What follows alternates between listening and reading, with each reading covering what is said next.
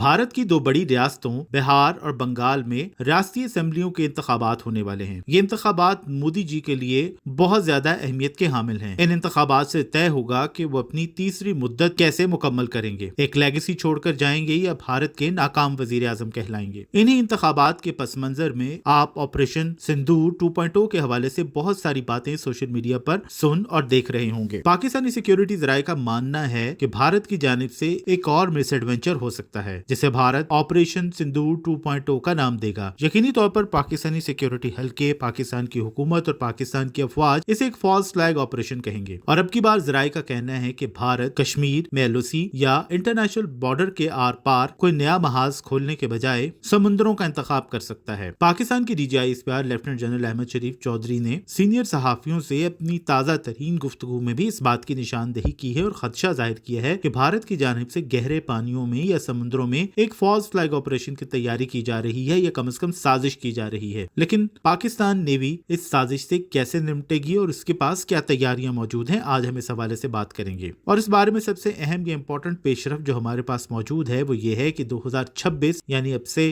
چند ہفتوں یا چند مہینوں بعد شروع ہونے والا سال ہنگور کا سال کہلائے گا۔ اس سال پاکستان نیوی میں چین سے حاصل کی جانے والی ہنگور کلاس آبدوزوں کی شمولیت کا سلسلہ شروع ہوگا، اور جب ہنگور کلاس آبدوزوں کی شمولیت کا عمل مکمل ہوگا تو یقینی طور پر پاکستان نیوی جنوبی ایشیا کی سب سے بڑی اور جدید ترین سب میرین فورس بن کر ابھرے گی۔ 2026 میں چینی ساختہ 4 ہنگور کلاس آبدوزیں پاکستان نیوی میں شامل کی جائیں گی، جن کی تیاری ٹرانسفر آف ٹیکنالوجی معاہدے کے تحت اس وقت چین میں جاری ہے، جبکہ 4 دیگر submarines Karachi shipyard and engineering works میں تیار کی جا رہی ہیں۔ پاکستان کے نیول چیف ایڈمرل نوید اشرف نے چین کے معروف جریدے گلوبل ٹائمز کو انٹرویو میں اس بات کی تصدیق کی ہے کہ پاکستان نیوی میں ہنگور کلاس آبدوزوں کے پہلے بیچ کی شمولیت آئندہ برس شروع ہو جائے گی۔ اپنے انٹرویو میں انہوں نے اس سال دوسری اور تیسری ہنگور کلاس آبدوز کی لانچنگ کو ایک کامیاب اور بہت اہم سنگ میل قرار دیا۔ اس سے پہلے 2024 میں پاکستان نیوی کے لیے چین میں تیار کی جانے والی پہلی ہنگور کلاس سب میرین لانچ کی گئی تھی،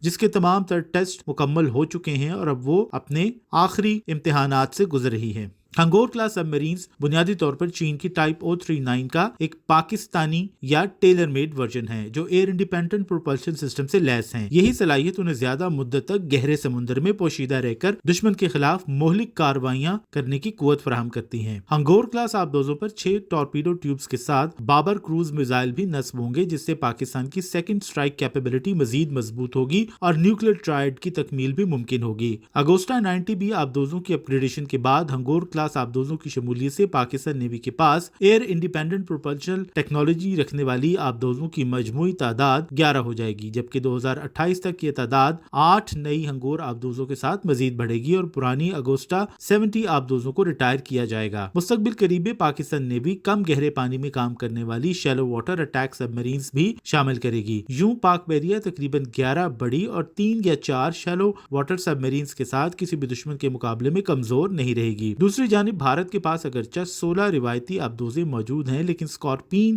کلاس کی 6 سب میرینز کے سوا باقی تمام 30 برس سے بھی زیادہ پرانی اور اسپیئر پارٹس کی قلت کا شکار ہیں۔ اسی طرح اسکارپین کلاس آبدوزیں کم از کم آج کی ڈیٹ تک AIP ٹیکنالوجی سے لیس نہیں ہیں اور ان کی زیر آب رہ کر کام کرنے کی مدت کافی کم ہے، اور یوں بھارت کو اپنے 7,500 کلومیٹر طویل ساحل کے لیے مستقبل میں صرف چند ہی جدید آبدوزیں دستیاب ہوں گی۔ اور اب دفاعی ذرائع کا یہ ماننا ہے کہ بھارت گہرے سمندروں میں ایک فالس فلیگ آپریشن کی منصوبہ بندی یا سازش کر رہا ہے تاکہ وہ آپریشن سندور میں ہونے والی خفت مٹا سکے۔ اس سازش کی تصدیق DGI اسپیار بھی کر چکے ہیں، اور پاکستان نے اس کے ساتھ ہی واضح کر دیا ہے کہ وہ دشمن کی ہر کارروائی کا، چاہے وہ زمین میں ہو، فضا میں ہو یا سمندر میں ہو، پہلے سے زیادہ شدید جواب دے گا۔ ایسے میں ہنگور کلاس آبدوزوں کی نیول چیف کی جانب سے شمولیت کے بارے میں ایک ٹائم لائن دیا جانا بہت زیادہ امپورٹنس رکھتا ہے، اور توقع یہی ہے کہ ہنگور کلاس آبدوزوں کے ساتھ ساتھ دفاعی خود انحصاری کی طرف جانے والا یہ قدم یا پیش رفت پاکستان نیوی کی زیر آب طاقت کو ناقابل تسخیر بناتے ہوئے سمندروں میں بھی